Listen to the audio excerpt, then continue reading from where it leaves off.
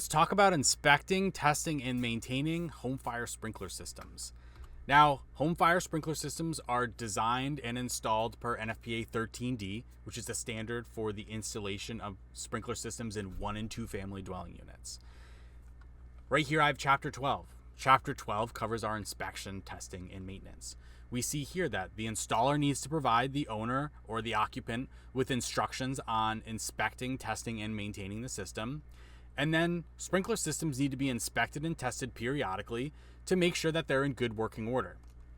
Now, if you're familiar with a more commercial type sprinkler system that you might see in, like a store or high-rise building or a large warehouse, all that's covered by NFPA 13, which is a standard for the installation of sprinkler systems. That sends you to NFPA 25, which is a standard for the inspection, testing, and maintenance of water-based fire protection systems. And that provides very detailed instructions on what a qualified person, usually a contractor, needs to come in and do for the inspection, testing, and maintenance of all of those systems. Now, NFPA 13D is different.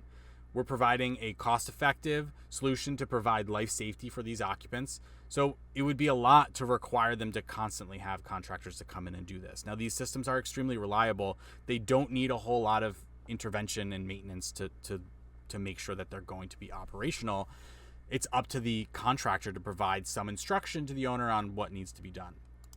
If we look in the annex here, this is, again, a suggested maintenance program that you could provide to the owner on things that should be done to make sure that these systems are remaining operational. Now, I'm going to go ahead and show you what some of these items look like in an actual home fire sprinkler system. So come on, let's go do some inspection, testing, and maintenance. So the first thing to do is make sure that monthly we're checking the valves and make sure they're in the open position. So there's a couple valves on this system here. We've got a backflow preventer. So we've got 2 valves here. They're in the open position. I actually lock them to make sure that they can't get tampered with, but I took those locks off. So that's how I confirm that those stay in the open position. And then we've got our main control valve here, which actually is the water supply for the entire house. This is in the open position, and we're just making sure that that is open. And again, it's the main supply of water for the house. So if that were to be shut, you wouldn't have water anywhere else, but you still want to make sure that you're checking monthly to make sure that is still in the open position. So some of the other items to look at next include looking at if you have a tank supplying the water for your system. But as you can see, I actually have domestic water that's supplying the water for my system. So I'm going to send it over to Robin Zevotek, who is a teammate on tech services team at NFPA. He's going to show us what some of those inspections look like on a water tank. Thanks, Shawn. Let me quickly go over with you what I'm inspecting monthly on my pump and tank system. When we installed sprinklers in our house, the domestic supply couldn't supply enough water to meet the demand of the installed sprinkler system, so we ended up with a pump and a tank. We have a 260-gallon poly tank and our electric fire pump. When I'm coming in monthly to do my inspection, the first thing I'm taking a look at is my tank level, make sure my water level is full. Because it's a clear poly tank, you can see the water level clearly on the side of the tank. Next thing I'm checking is the control valve from the tank to the pump, which is down here. It's a quarter turn valve in the system, and we can see that quarter turn valve is open, supplying the pump. Next, I head up to the gauge to verify that we have pressure on our system, and you'll see we have right about 50 psi on our system here. And then the last piece of this quick check I'm doing monthly is testing the pump, making sure the pump is going to start and not trip the breaker when it kicks on. So to test the pump, I have a quarter turn valve, test valve in the system, which is supplying a 1/2 inch PVC running back to my poly tank. To test, I'll just slowly turn the quarter turn valve, watching the pressure in the system.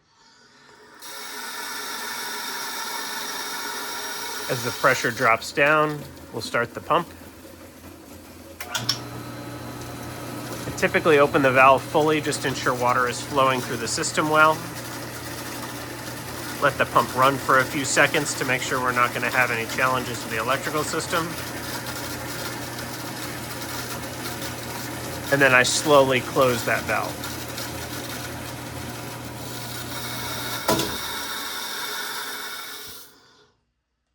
Make sure that's fully in its closed position.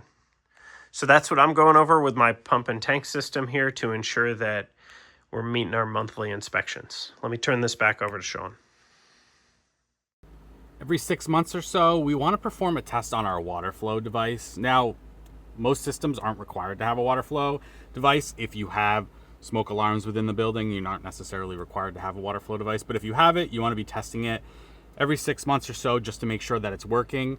One thing to pay attention to is if this is connected to a fire alarm system that's being monitored by a monitoring station, you want to contact that monitoring station, let them know that you're going to be testing the system. Again, this is with any time you're flowing water. If you are monitoring it, you want to let them know. Basically, what we're going to do is we are just going to open that main drain. And we are confirming that that water flow switch is still working.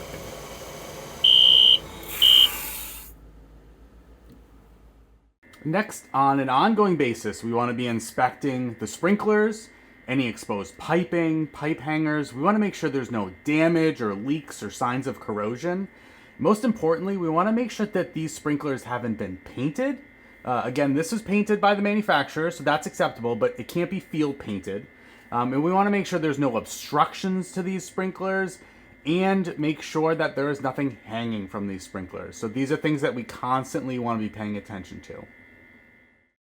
On an annual basis, we should be operating these control valves through their full position, fully closed, fully open, to make sure that they remain operational. So on an annual basis, we want to open the test connection and confirm that the pressure from the water supply is still a reasonable value. So this is the test connection. This actually goes outside to a orifice that's equivalent to one sprinkler head. So we're going to open it up.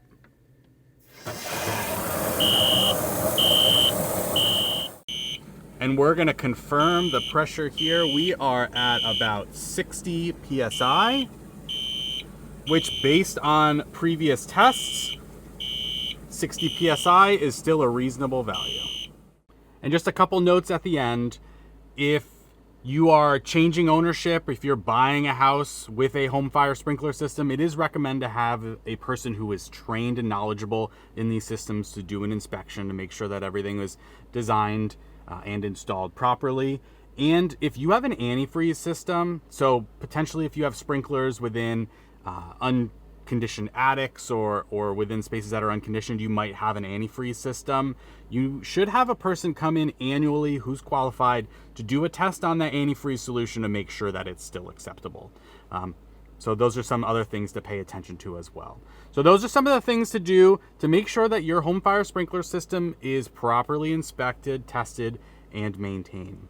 And as always, stay informed and stay safe.